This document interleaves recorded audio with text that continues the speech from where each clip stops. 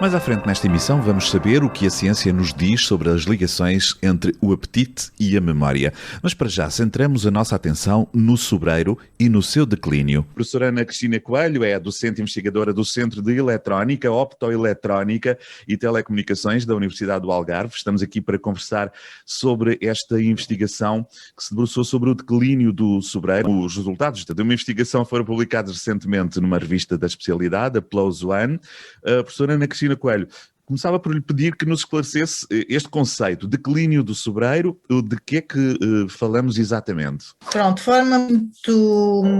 Mas antes de mais, obrigada pelo convite. É um prazer. Para estar aqui.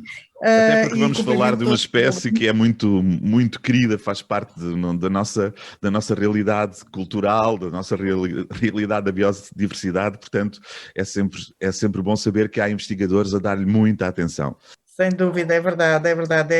É uma espécie, acho que, muito querida para os investigadores, para os proprietários, para a população em geral.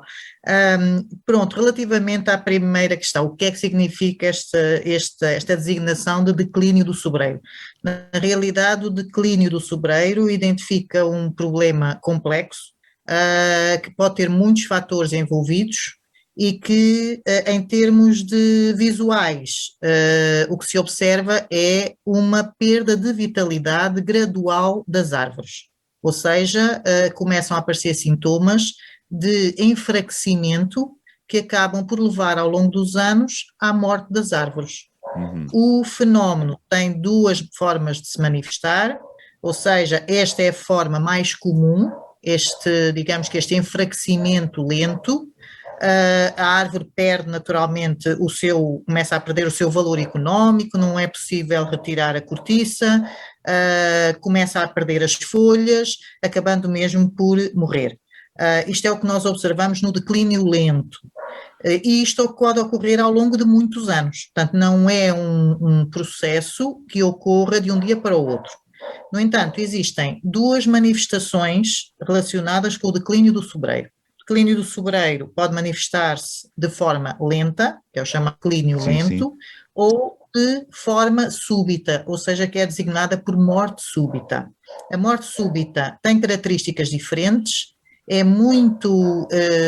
incide mais na região do Algarve, tem uma época do ano em que se observa com muita frequência, que é após o verão, ou seja, durante os meses de setembro e outubro.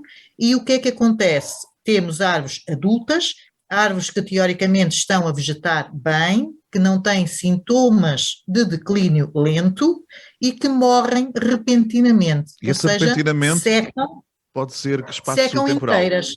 E secam inteiras? Uma semana. Uma semana, impressionante. Uma semana, 15 dias, sim. Morrem completamente, ou seja, as folhas ficam todas secas, amarelas, coladas, portanto ainda presas à copa, e a árvore seca toda, inteirinha. Portanto, é um fenómeno que é muito... que é até triste de visualizar, porque estamos a falar de árvores adultas. Imagino. E não há, árvores que têm 30, não há praticamente 40 anos. E não há praticamente um sinal de alerta, digamos assim, não é? Quando esse processo, num espaço de tempo tão curto, numa semana, quando o processo se desencadeia, pelo menos até agora, não se sabe como pará-lo, não é? Não há um sinal de alerta, não temos forma de fazer diagnóstico, não sabemos que características têm estas árvores que as levam a ter um tipo de declínio diferente das outras. E o que acontece, por exemplo, na região do Algarve, os nossos visitantes e que passeiam pela Serra do Algarve, se fizerem estes passeios durante os meses de setembro, outubro, vão encontrar muitas árvores com estas características, mortas no meio das outras, ainda com as folhas todas agarradas, e quando vemos a paisagem ao longe, encontramos como se fosse uns spots, uns pontos amarelos, que se destacam do verde do restante que existe, portanto, visualmente, que observamos na serra. Mas este Mas declínio, começa a ser muito frequente.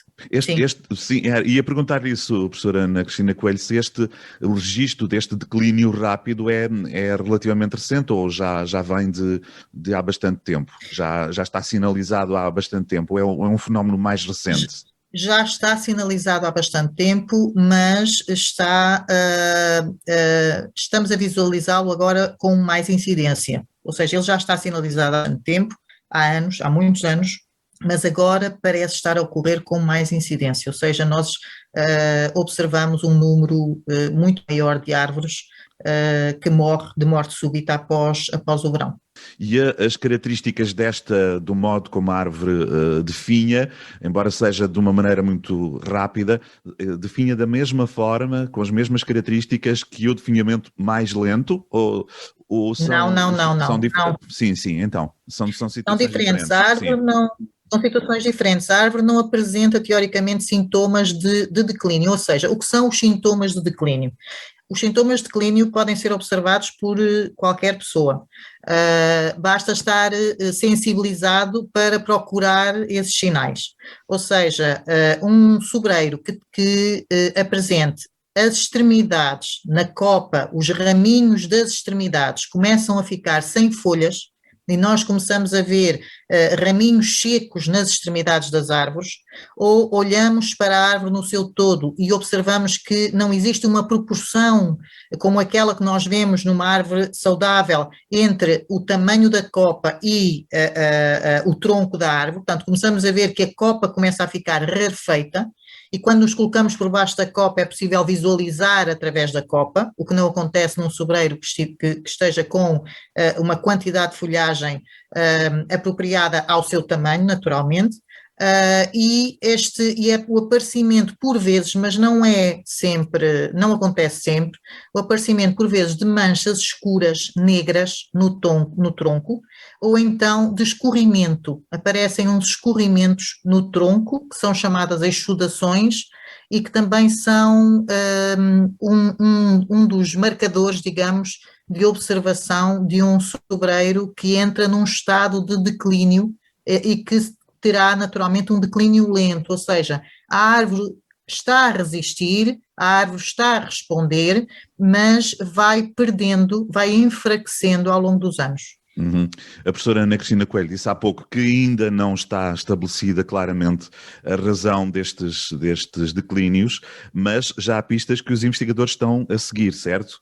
Que têm a ver, aliás, com este vosso estudo, não é? Que pistas são estas que estão a seguir? Há por aqui um micro-organismo, por exemplo, que parece ser um dos maus da fita? É verdade. Há um micro-organismo que tem um nome um bocadinho complicado, que se chama Phytophthora cinnamomi. É um organismo altamente patogénico que está descrito como um dos organismos que pertence às várias listagens em termos mundiais de organismos muito patogénicos para muitas espécies de plantas. Portanto, ele não infecta apenas as raízes dos sobreiros, ele tem capacidade para infectar centenas de plantas, não é específico do sobreiro, também infecta, por exemplo, o castanheiro.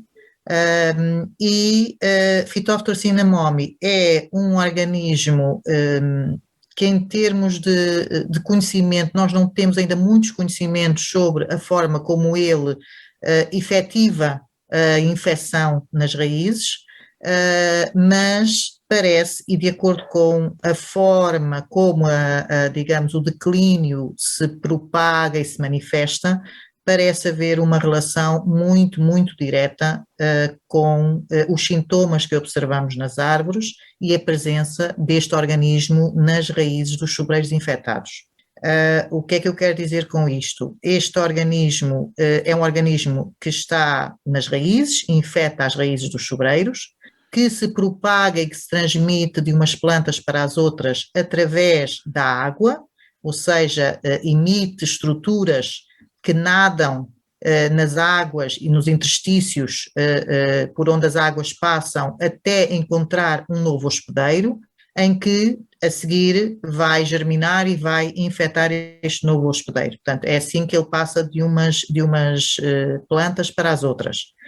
E existem outros fatores, naturalmente, parece-nos a nós que este pode ser o fator dominante e que ganha vantagem relativamente à defesa por parte do hospedeiro quando há outros fatores que também não são favoráveis para a vitalidade do sobreiro, como as alterações climáticas, como as infecções por outros organismos, como as más práticas agrícolas, por exemplo, em que há corte das raízes e havendo o corte das raízes, a entrada de Phytophthora cinnamomum fica facilitada.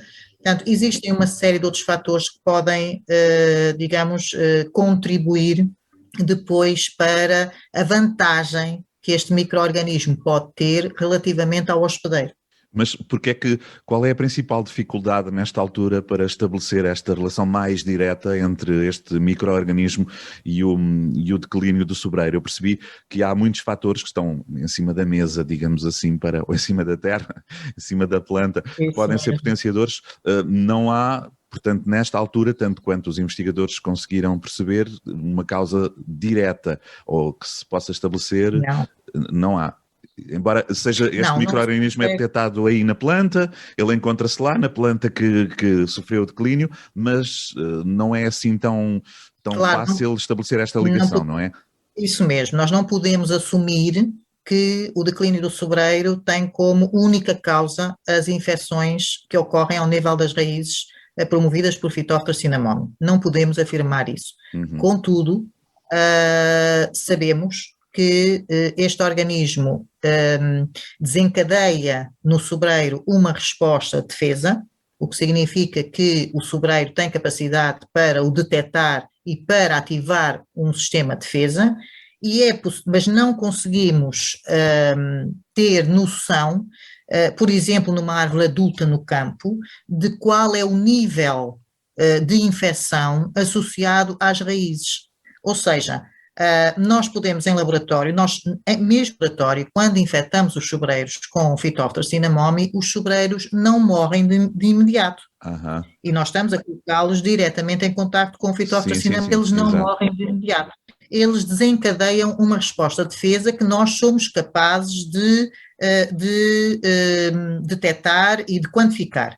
Mas, se nós infectarmos com grandes quantidades de inóculo e uma grande quantidade de raízes do sobreiro ficar com necroses, ocorre realmente morte da planta. Ora, mas nós no terreno, e dependendo do tipo de hospedeiro, e nós estamos a falar de uma espécie em que a heterogeneidade é muito elevada, a biodiversidade é muito elevada e, portanto, cada indivíduo vai responder de forma diferente, havendo uns mais suscetíveis e outros menos suscetíveis. Agora, a progressão e a vantagem da interação entre a planta e o micro-organismo podia ser contrariada através de outros fatores que fossem favoráveis ao hospedeiro, ou então de fatores que sejam favoráveis a um aumento da infecção por parte do micro-organismo. E eu, só para explicar um bocadinho melhor, por exemplo, o que é que nós observamos no Algarve? Nós agora observamos no Algarve chuvas extemporâneas, grandes quantidades de água com temperaturas muito elevadas para as épocas. E, por exemplo, é muito comum agora nós termos chuvas com temperaturas como nós estamos agora, aqui, em dezembro, estamos com temperaturas de 18 graus. Estas temperaturas são temperaturas ótimas para desenvolvimento de Phytophthora cinnamomum.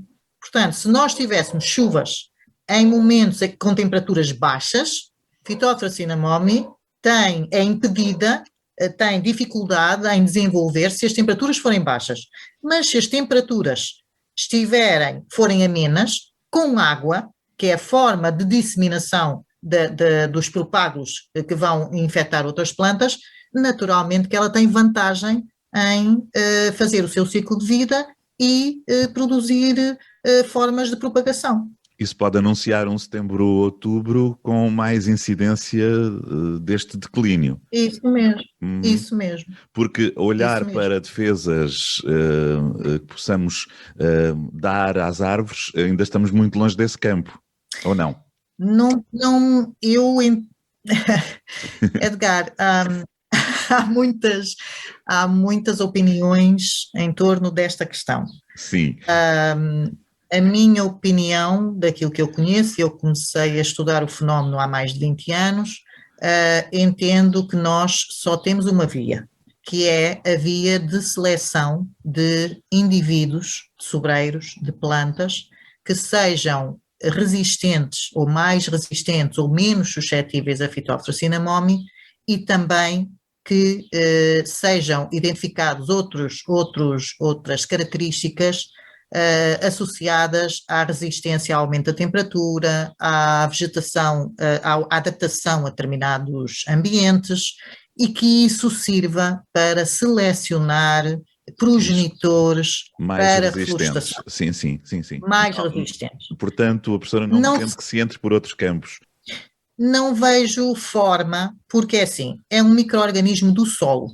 Uhum. Isso implicaria uma intervenção no solo que pode ser muito problemática.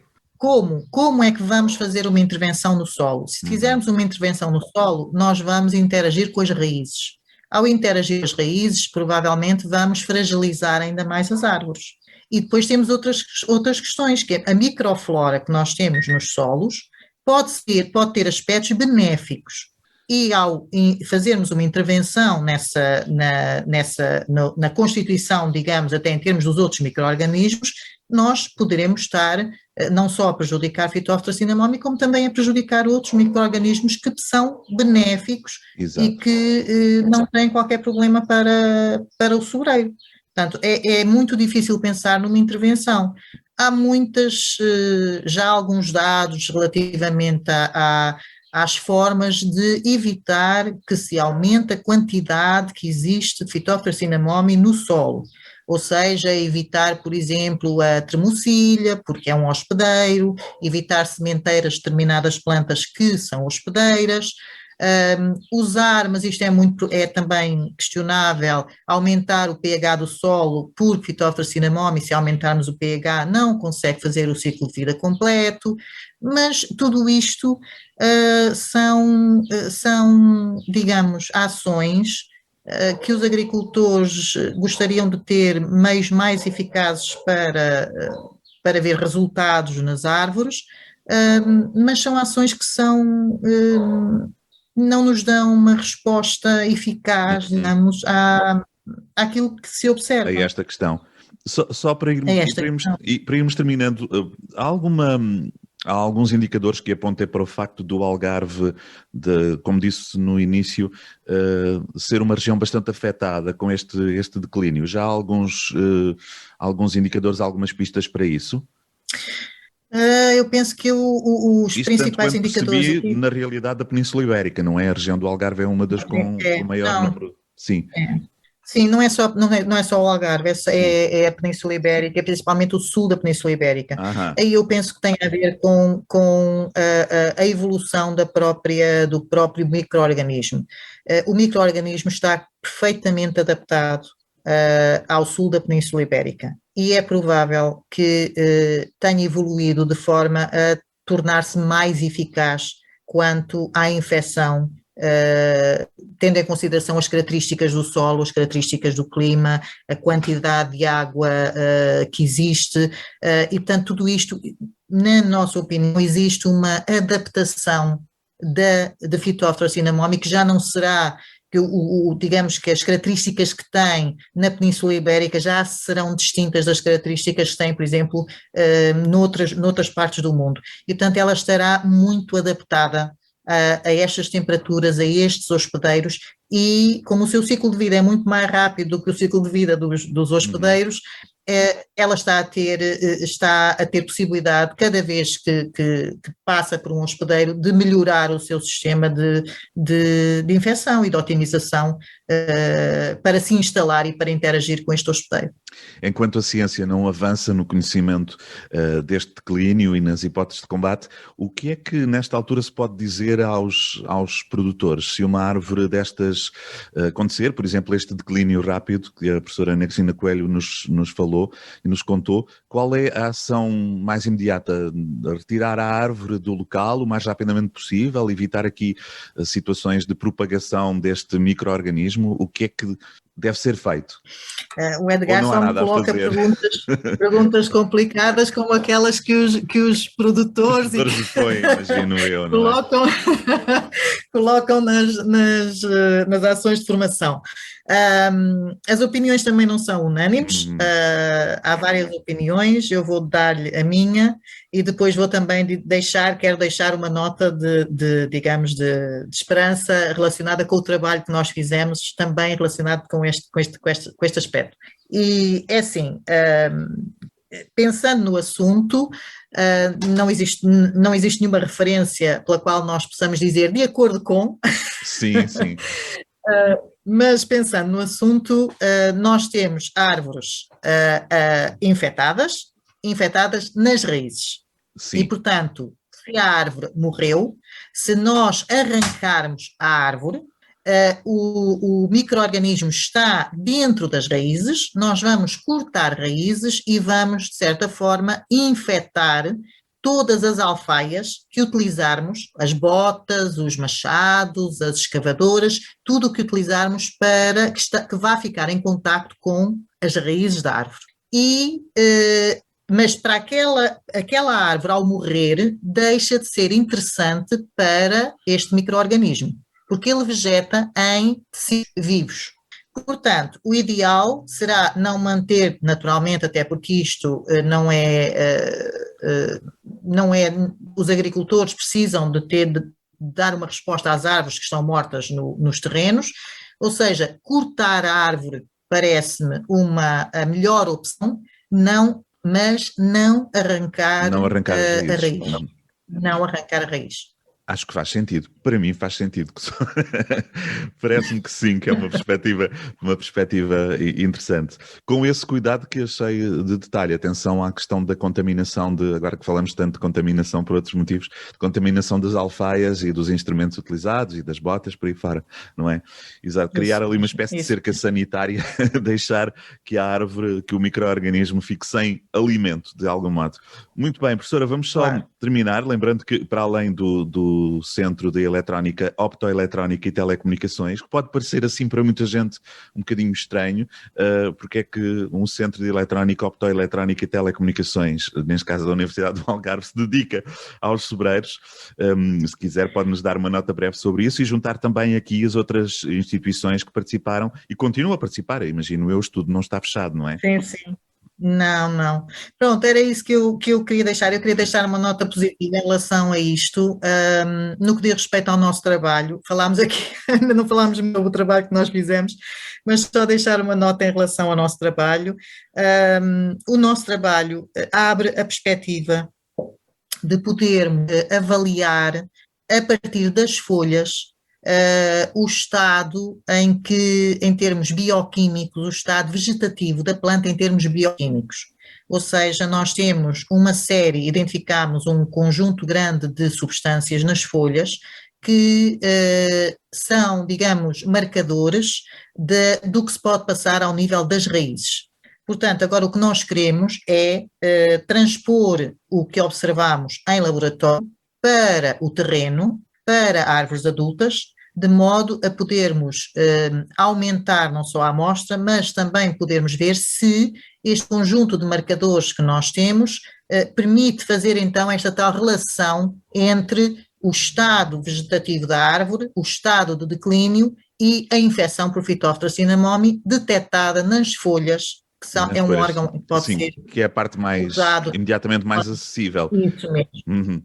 Mais acessível e ter então uma imagem se a árvore se encontra num estado bioquímico que pode ser um estado classificado como de declínio e portanto irá, digamos, enfraquecer, o seu enfraquecimento é certo, ou então se digamos que o perfil, o padrão que nós encontramos destes marcadores dá-nos uma ideia de que aquela árvore pode ser um indivíduo resistente e que é capaz de resistir à infecção. E aí entra a eletrónica e a optoeletrónica, não é? Pronto, então, e agora passamos para o Centro de Eletrónica e Optoeletrónica. O que é o grande benefício deste centro? É a interdisciplinaridade. Portanto, nós temos, como devem imaginar, áreas muito diferentes, muito distintas, a área da eletrónica, das comunicações, da inteligência da internet das coisas, agora novas inteligências, e temos uma área que é precisamente uma área de biologia, tem projetos relacionados com patologias de plantas e projetos relacionados com o grau de maturação em frutas. E digamos que esta interdisciplinaridade permite, de certa forma, abrir perspectivas para usarmos métodos não invasivos na detecção de patologias das plantas. E estando no mesmo centro, o nosso grande objetivo é que os colegas que utilizam os meios ópticos, utilizam a eletrónica e utilizam outros conhecimentos que nós não temos na área da biologia, possam usar os dados que nós fornecemos para poderem otimizar e adequar formas de monitorização de doenças que sejam não invasivas e que possam ser aplicadas a amostras de grandes dimensões. Muito bem. E, portanto, juntamos aqui, só para referir, para além do centro de eletrónica, desculpe, não esqueci. Sim, tem razão. O Centro de Neurociências e o Instituto de Investigação Interdisciplinar são ambos da Universidade de Coimbra. Exatamente. E que foram responsáveis neste trabalho pela identificação e quantificação das proteínas. E acho que houve aqui um pequeno corte, o centro, referiu também o Centro de Ciências do Mar, o CCMAR, foi? Sim, o Centro de Ciências do Mar. Há dois centros são da Universidade do Algarve, que é o Centro de Ciências do Mar e o CEOT, e depois temos dois centros que são o CNC e o 3ISUC, o Instituto de Investigação Interdisciplinar, que são da Universidade de Coimbra. Pronto, em termos dos colegas, 3 colegas são da Universidade do Algarve, 4 colegas são da Universidade do Algarve, portanto sou eu, é a professora Gabriela Schultz, é a investigadora Patrícia Pinto e a investigadora Rosa Pires, e do Centro de Neurociências, o investigador Bruno Manadas, e do Instituto de Investigação Interdisciplinar, a investigadora Cátia Santa. Muito bem, ficou aqui referida à equipa técnica completa. Muito bem. Bem, continuação de bom trabalho, esperemos que o trabalho vai ter que continuar, ainda há muitas perguntas sem resposta, não é? E vamos esperar que essas respostas sejam encontradas.